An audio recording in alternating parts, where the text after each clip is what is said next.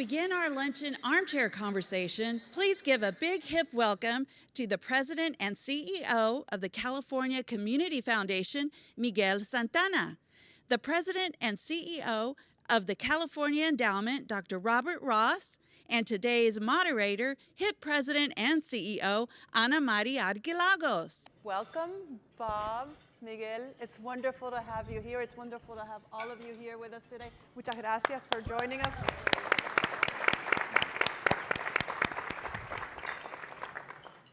Maria, I'd really rather listen to the bomboneras than talk to you guys.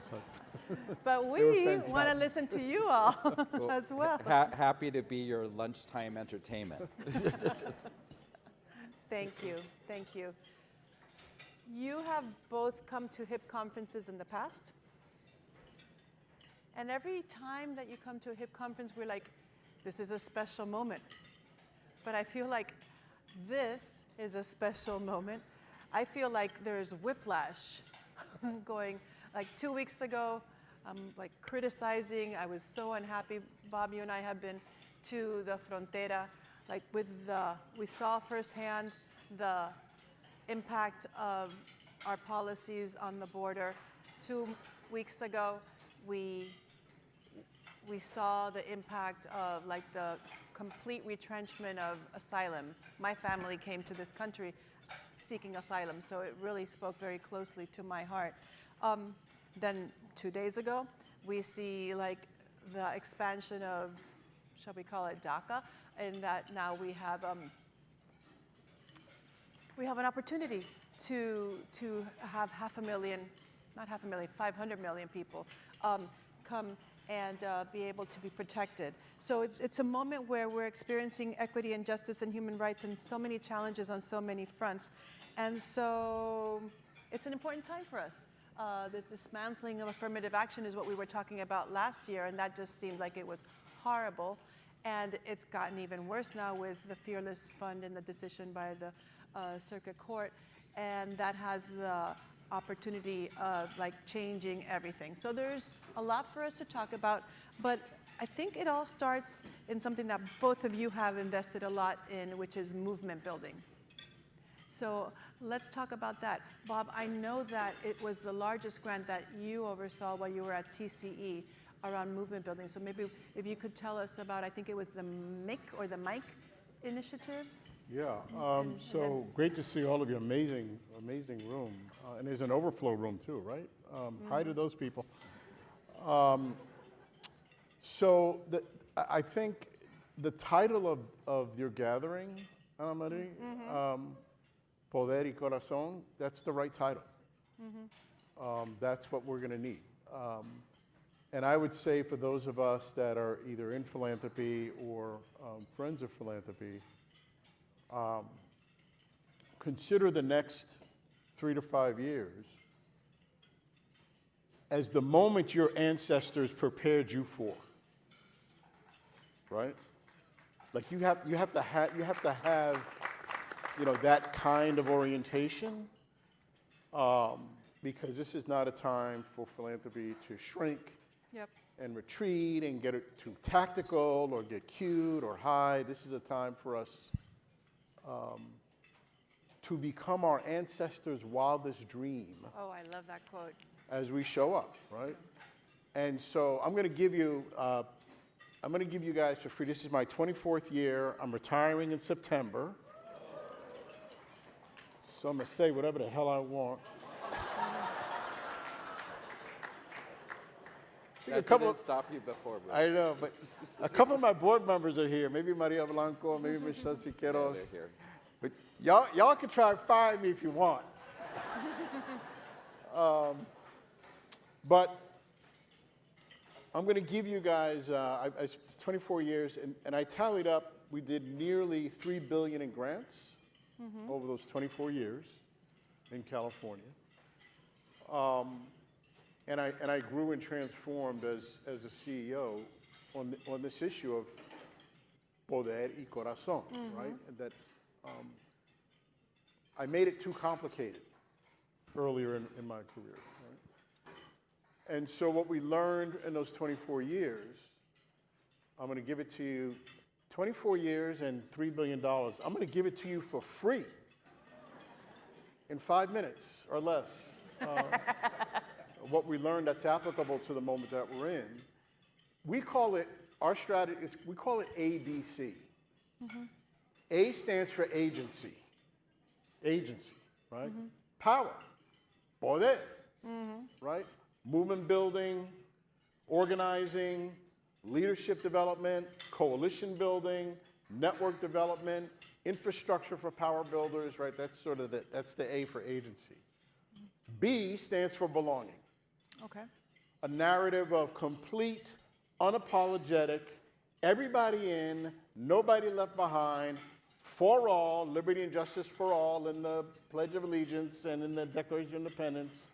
That's the narrative, right, of belonging and full inclusion. And when you invest in agency and power, when you invest in belonging, Corazon, right, you get change, which is the C. Right? You just have to be patient with it, and you have to stay at it. And if we do that between election cycles in philanthropy, we won't be panicking every November like we're doing right now. Right? We would not have the Supreme Court that we're dealing with right now if we had been doing that for the last 15 years in philanthropy. So, punchline is spend more money, power building, belonging, narrative of inclusion, patience, and we'll get there. It makes me think about Prop 187. You're talking about waiting a generation or working through a generation. And you were there back then when it really hit California. And how California and the movement and infrastructure changed significantly to get us to where we are. You want to talk about that? Absolutely. I was there.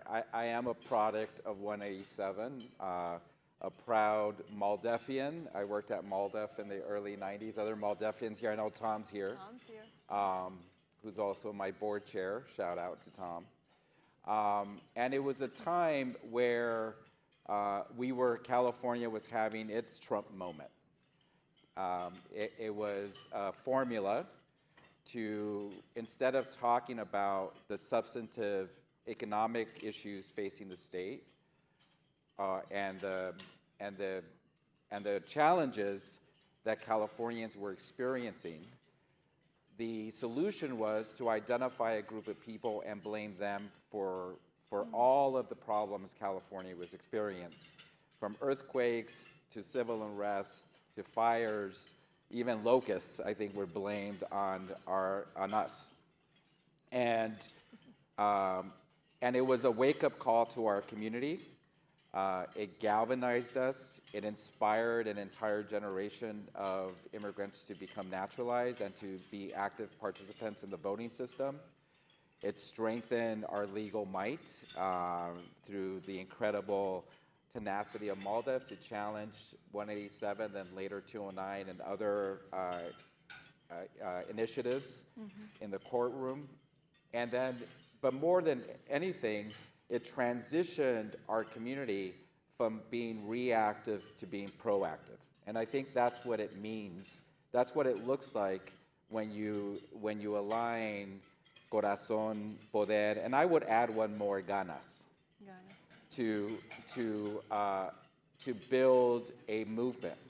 So what has happened 30 years later, as many of you know, the immigrant justice community has a very aggressive, thoughtful, intentional, proactive strategy to reduce the gap between anyone in California so that all Californians have the same experience regardless of their status.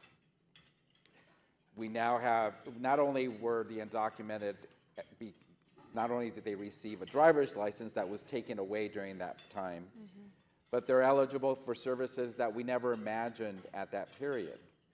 And so it's a case study of what it looks like when you take a moment, a catalytic moment like the one we're experiencing today, and transform it into a multi-generational, well-supported infrastructure of movement builders around immigrant justice. That community is now very diverse. It represents the cross-section of all of the immigrants that are in California, many, many different languages, indigenous communities, and it's a place where Californians, because that's who we are Californians, come together to advance a vision. And so the political landscape has shifted where now the governor, instead of thinking about what programs he's gonna eliminate, feels pressure in a budget context to maintain the programs that were given, which is a significant shift in the political dynamics in California. And so it is an example of what can happen. Now, granted, it's not perfect. We certainly have our share of challenges, and we have a lot of work to do. But it's a specific contrast to the national context that we're facing today. I'm glad you talked about Corazon, Poder y Ganas, and the past 25 years since 187. What's different now, though, is disinformation and misinformation and AI. Any thoughts as to how we bring that movement building, that infrastructure building, thread that through today, but also with the constraints and the realities of this is a whole different blueprint. We can't do the same as we've been doing. Yeah, I mean, I would say two things about that. One is, in the spirit of trust-based philanthropy, we in philanthropy need to be in optimal partnership with folks that are leading the grassroots work from the ground, and have a conversation that is the opposite of top-down, about what do you need to fight the battles that you're fighting, and issues like AI will come up. The other thing I don't want to leave the stage without saying it again, is just the matter of narrative. We are losing the narrative battle in this country, right? And if you think of the narrative battle right now is, if you're a Star Wars fan, it's Darth Vader and the evil empire against Luke Skywalker, right?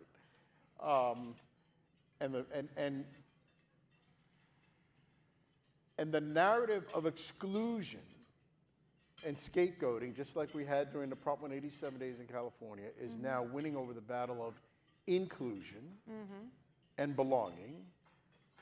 And everyone is sort of, you see the retreats, right? Harvard retreating from DEI, right? Punks. But here's the thing about narrative that I think we in philanthropy need to get, because this is different than just communications, and it's different than even just strategic communications, and it's even different than just messaging, right? Narrative carries the authenticity of those that are most proximate to injustice, okay? It's not top down. And so back in the 1800s, when the abolitionist movement was led and run by white people, okay, well-meaning, well-intended white Quakers, right? It was Frederick Douglass who changed the narrative, because he was the first former slave to go on the speaking circuit. This is before TV, before social media, and Frederick Douglass became a very high speaker in demand about the issue of slavery. As a former slave, his voice carried weight. Fast forward to California, post-Prop 187, Obamacare passes, undocumenteds are left out. Who becomes the voice for full inclusion in California as Obamacare is implemented? The dreamers. Young undocumented people themselves. Not Bob Ross, not the governor. Yeah, the advocacy groups were out there, but it was the dreamers using their voice and their visibility to shame, cajole, nudge the legislature and the governor into expanding California's Medi-Cal program for the undocumented, right? That's a narrative shift. That's a narrative shift. And they call their campaign Health for All. Simple, not fancy. Health for all, full inclusion, unapologetic. They didn't just say health for undocumented young people like me, health for all, right? And it was a very powerful narrative campaign in California. And I just loved it when I got the phone call from the, who was heading the health committee then? I'm blanking on his name, the legislator, Latino legislator, and said, Dr. Ross, we're going to name our bill the Health for All bill. Oh, beautiful. And then, the governor signed it. And so that's what I mean by you have to hitch poder, an agency, to narrative and voice in a very strategic and disciplined and intentional way, and do it year in and year out. And that's how the right wing has been kicking our butts for the last 20 years. We have to deploy. And it's last thing I'll just say. If you think about it, the Health for All campaign, the Schools Not Prisons campaign, some of the successful campaigns we've invested in California, they start with one person's story. One person's story who's operating at the point of injustice tells their story and shares it, and it becomes a thing. And it's a reminder of the power of culture and storytelling, right? And so, yeah, you could hire Rand or Harvard or, Bridgespan. I mean, I love Bridgespan's work. I'm not saying anything. You could hire those people to tell you what to do strategically. What we're learning is stay close and proximate to the point of injustice, and let that storytelling be your strategic wisdom. That's right. And I think to take it a step further for everyone in this room is that applies to all of us too. And one of the frustrations I have in philanthropy, I haven't been as experienced in it as Dr. Ross, is that once people like us show up in the room, we're suddenly supposed to put our own experience in a box and to minimize it. That somehow our ability to surface our own life story, son of undocumented immigrants, became a parent at 19, first one to go to college, had to rely on the generosity of the government and philanthropy to get here. Somehow all of that experience is irrelevant to our work, when in fact it is the most relevant. And I think it takes courage to be able to surface that in rooms where you may be the only one. Because what you're representing in those rooms, making decisions, evaluating grants, talking to community, presenting to a board, is not just your voice, but the voice of an entire community who worked very hard to have you be in that room. And so the challenge that we have is that usually when you do that, someone puts you aside and says, you really shouldn't. You need to really kind of, try to tone it down, try to blend in. You're self-interested. You're losing your objectivity. Yeah. You're supporting only your interest. And I think we've all experienced that. This is not something that not a single person in this room hasn't experienced that either in a classroom or in a meeting or in another context. And so, I've listened to Hector Tobar's latest book. I don't know if you haven't read it or listened to it. It's about us. It's incredibly powerful because it's the most accurate and intentional and beautiful description of the Latino community from our own experience. And what it says is that our experience does matter, and our experience is in fact the American experience.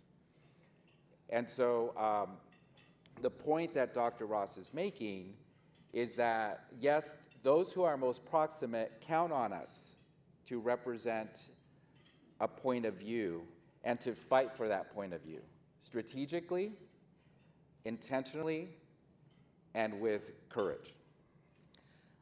How do we better build alliances, Black-Brown alliances, Latino, Asian, Latino, Native, all of us, the multiracial solidarity to get ahead? I think we need that. How have you been successful, or what have you learned from your years of doing this work with government, now in philanthropy?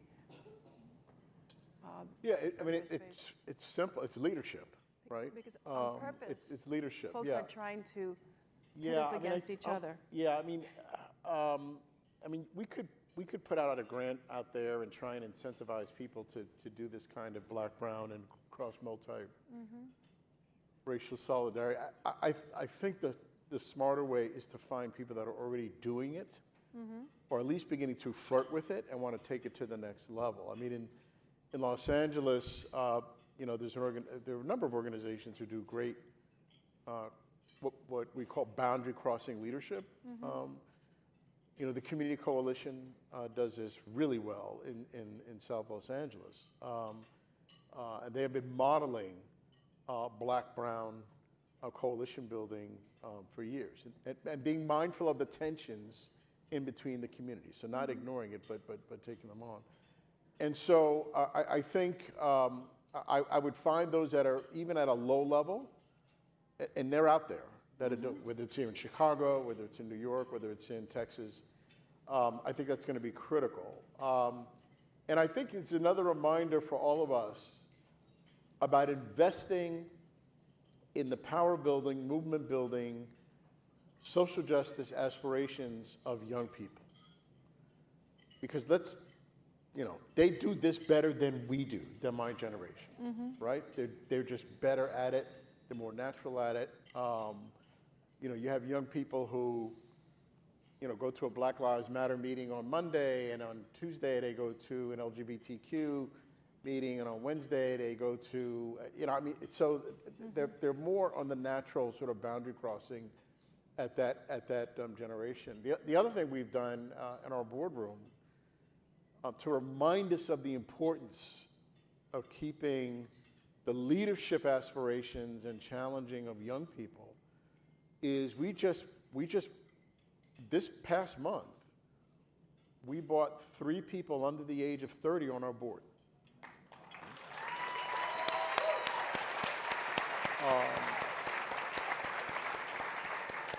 Two Latinos, one formerly incarcerated in the juvie system, a Latina, and a Native American, right? And so it's just a way of just be in the room at the table and inform how we, can be. The young people are going to be critical. They're going to be key. They will make or break this election again. And so when are we going to learn about serious, meaningful investments in the leadership of young people who can do the kind of boundary crossing coalition building we're talking about? That's gutsy and that's different. It doesn't happen often. Yeah, I'm glad I'm retiring, actually. Yeah. But in your footsteps you've really pioneered trust-based philanthropy, and with Brenda coming on in your footsteps, I think that TCE is going to do even bigger and amazing things. So that's exciting. And and if you haven't heard, my successor at the California Endowment is Brenda Solozano. yeah, Daughter of Guatemalan immigrants, badass, and an acolyte of trust-based philanthropy. absolutely. So she will shake things up in the way they need to be at the California Endowment. Yeah. Glad I'm leaving again. I don't want to end without talking about what's happening on the legislative front. We saw it last summer with affirmative action and then with the Fearless Fund. I've been talking to foundations which are very quietly changing their language from racial justice, racial equity. It's now justice and equity. I mean, I have to admit at HIP, we're like, is there any changes that we need to do? I don't think we can really, because it says Hispanics right in our title, so it's not going anywhere. But how are you thinking about the future of philanthropy and how this affects us? More than legal, it's actually psychological warfare. It's having a chilling effect, and everyone is a little bit scared. How are you thinking about it with your staff, with your boards? I think, to be clear, and there was a great panel on this earlier this morning, all of that is intentional. Mm-hmm. The other side wants you to reconsider your name, mm-hmm. and wants you to have doubt and worry and erase what makes us us. Mm-hmm. And it's been an intentional campaign for some time now. And I think the way we confront it is by confronting it, is by taking it on head on. Mm-hmm. I think you should highlight bold in the biggest font your name.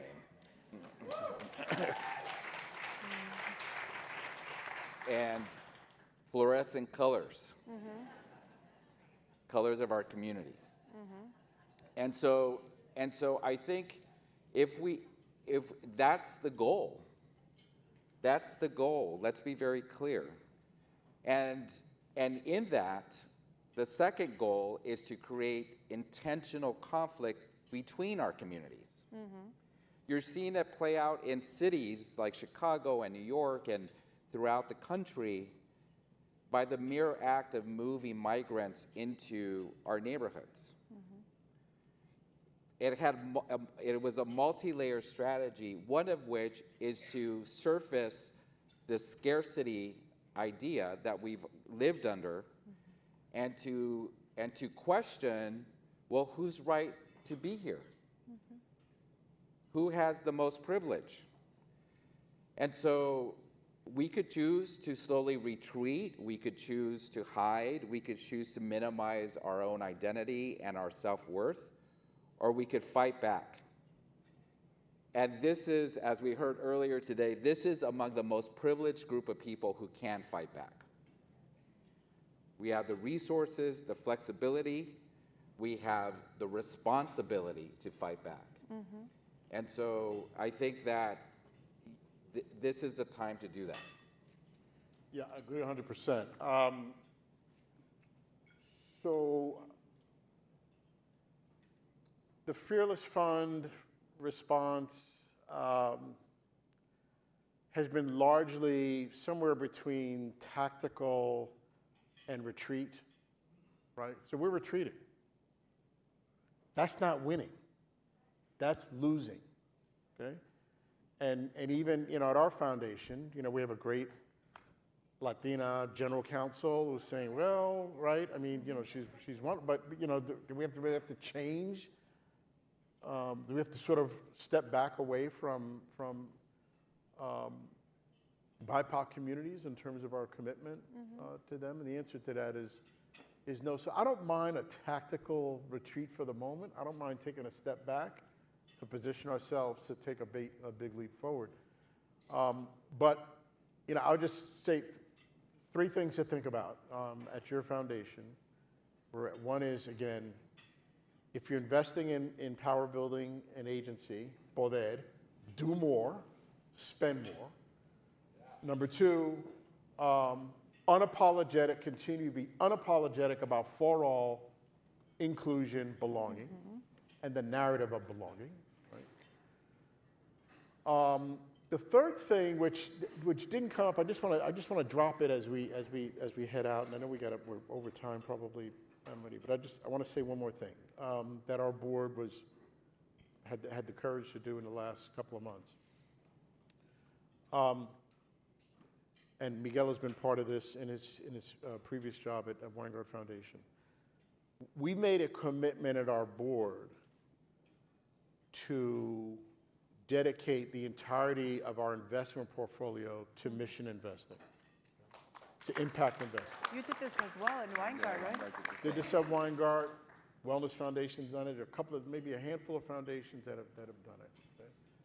What it means at our foundation is that instead of 5 or 6% of $4 billion, at some point when we get there, the entirety of the $4 billion would be invested in a multiracial, thriving multiracial democracy in some manner, way, shape, or form. Okay? Now, if every foundation and every university dedicated their endowment, pension funds, throw them in there, to mission and impact investing, right? That's $2 trillion in the United States. $2 trillion. That would be 7th on the global GDP scale. So if your organization is in the business of mission investing, good, push the board to do more. If you're not there, ask why not. Because this is sort of the path, part of the path to economic inclusion, is making sure that the faces of our communities, I mean, capitalism may not be nice to our communities, but they need capital, right? So I would, and that doesn't happen overnight. It's going to take us 7 to 10 years to get there, but I would drop that out there as well. I love that you say that, because many people have heard me talk about the 1% number, that philanthropy invests less than 1% over the past 40 years in Latino communities. But when I came to this job, I saw that venture dollars, that dollars that are going into feeding our Latino founders, our startups, it mirrors the same. It's less than 1% as well. So it's mirroring the damage in one sector is happening again. That's why we started Inicio Ventures, to create more wealth, because we can't have enough Latino philanthropists until we create that wealth. So this is a long-term game of like creating wealth to create our own philanthropy so that we can have more control and sovereignty. One thing I wanted to add, because you talked about movement building and narrative and all these really important things that I think are correct, but for us to be able to be gutsy and to put our name in those big bright lights like Times Square size, we also need legal funds. And this is something that's not on the minds of many folks that I talk to, because we don't know which is the next Fearless Fund, which is the next Smithsonian that's going to get sued, that has to then take down their projects or not be able to function or be, at best, distracted. And so I would also add to your list of things to fund, think about funding legal funds. Maybe the dollars, you don't put them out front at the front end, but say, if something happens, we have your back. Yeah, that allows. It's part of the power strategy. It's right? part of this power strategy, It's so that you can be bold and gutsy, and I think that that's really important. But with that, we are over time. Wait a minute, I want to say one thing. Oh, please. I want to channel my brother, what Yes. he said. I want to say this to each and every one of you.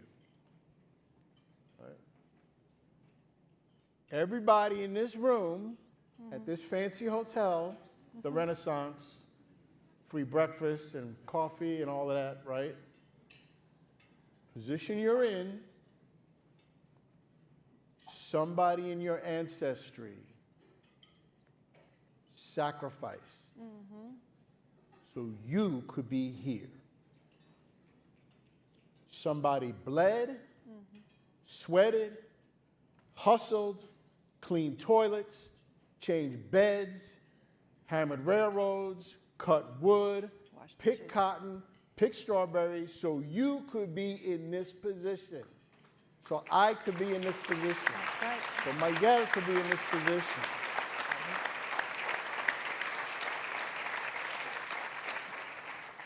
Forget about Trump.